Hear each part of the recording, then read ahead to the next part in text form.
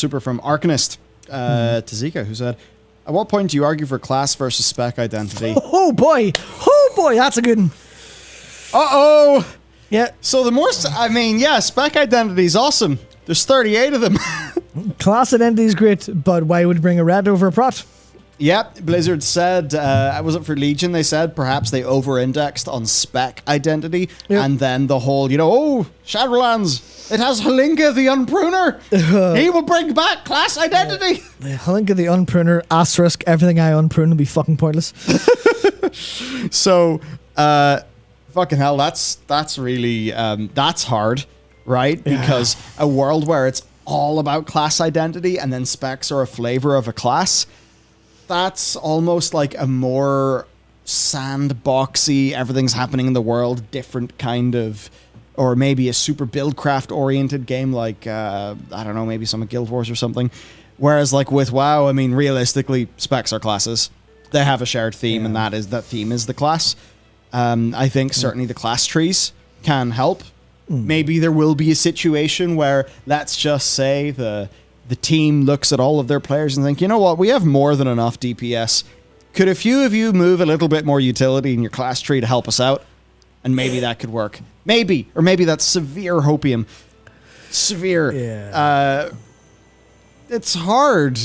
I think with Legion, they did get a bunch of benefits from specs basically being classes. I don't know, what do you think? It's really weird because I really like the idea of class identity first. Me too. But then you run into the problem of specs just being undesirable. But because of how the game generally works, you don't really spend. Maybe it'll be different in a little bit of Dragonflight because of the lack of like legendaries and stuff. But for the past while, you've been a spec player, not a class player a lot of the time. And that works with rules as well, where maybe this is rose-tinted goggles, but I remember back in the day feeling a lot more like I was... Because obviously there's like talent reset costs and stuff like that held you back. But I feel like now with the complexity of the game and the complexity of... Not necessarily the complexity of your spec, but like the amount of time it takes to gear specifically and the kind of the little bits you learn about dungeons. Not necessarily the bits you learn about your spec, because specs are still reasonably easy. It's reasonably simple outside of a load of passive effects that kind of you not really worry about too much.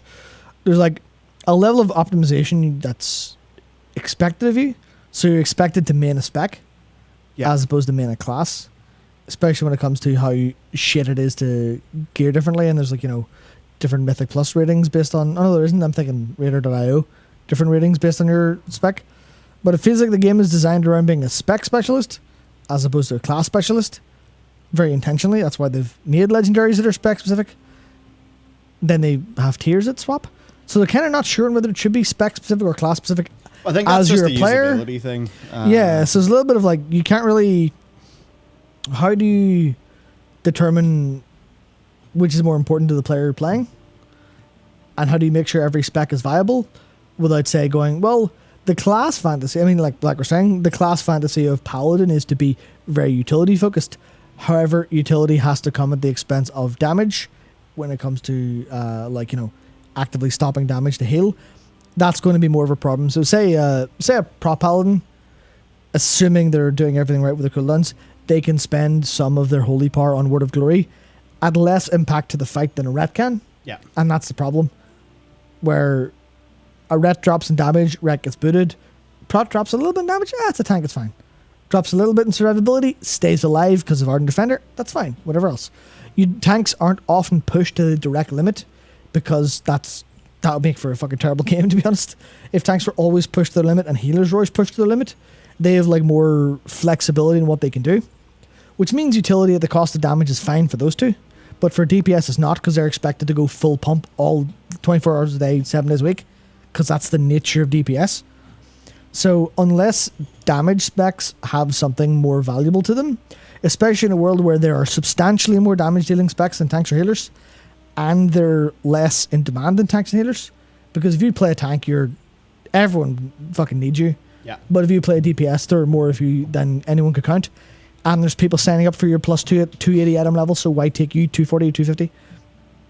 Which all leads that you have to separate class from spec to give the damage dealers more of an identity that's unique to them in a lot of cases in order for it to actually literally be feasible.